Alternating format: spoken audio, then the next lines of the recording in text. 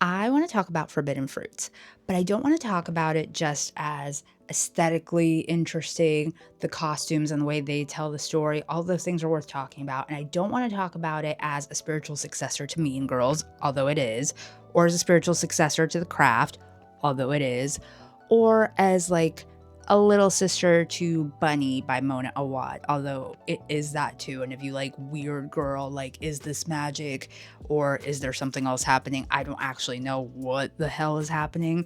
Read Bunny by Mona Awad. But I want to talk about how Forbidden Fruits is so similar to the Barbie movie in the sense that they are critiques of femme forward communities that purport to be feminist, but they're really just replicating patriarchal systems. So in the Barbie movie, Barbie World, it's pink. It's beautiful. No one wants for anything. There's no misogyny. But there is an underclass, the Kens, and anyone who doesn't conform, like Weird Barbie or all the other discontinued Barbies, or Margot Robbie's Barbie when she starts talking about death and her feet go flat. These are not welcome in Barbie world. They don't conform.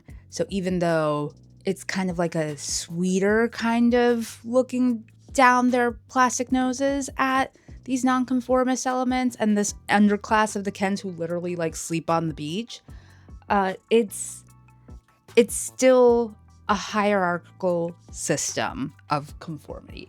And in Forbidden Fruits, Apple runs a cult, and that cult purports to be about sisterhood, but it's still centering men so much because Apple's need for control comes from her fear and hatred of men because of her very justified experiences with her father.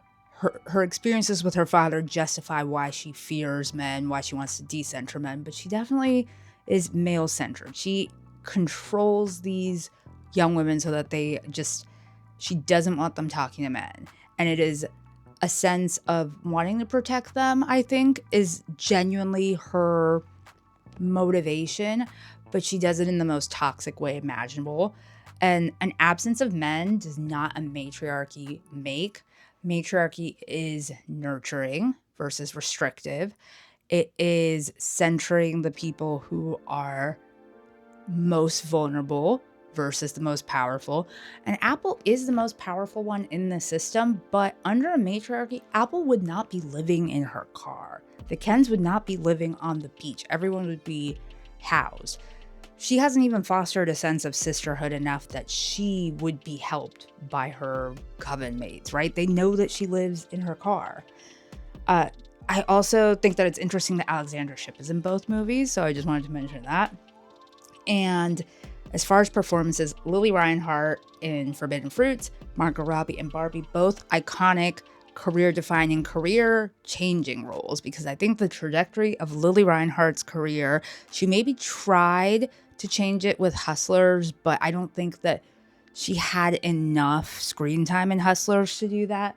Margot Robbie completely changed the trajectory of her career with the Barbie movie, and that's what's going to happen with Lily Reinhart in Forbidden Fruits, even though it's going to be more of a cult classic and not like a big blockbuster hit. It's also interesting to me how Apple's cult in Forbidden Fruits uses the language of feminism superficially, very girl boss feminism, very squad feminism, the kind of feminism that you see a certain pop fandom engage in whenever their fave gets critiqued, because they equate critique with misogyny.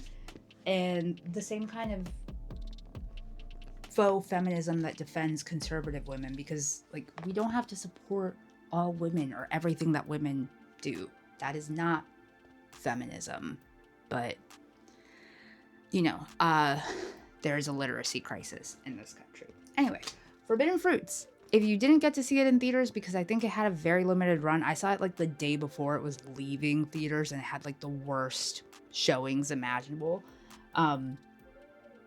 You should stream it when it's available because it was really fun. And I think they could have done more with it, but I think for what it was as a low budget, campy, gorgeous, fashion forward, female horror comedy, I think it did a lot and I enjoyed it.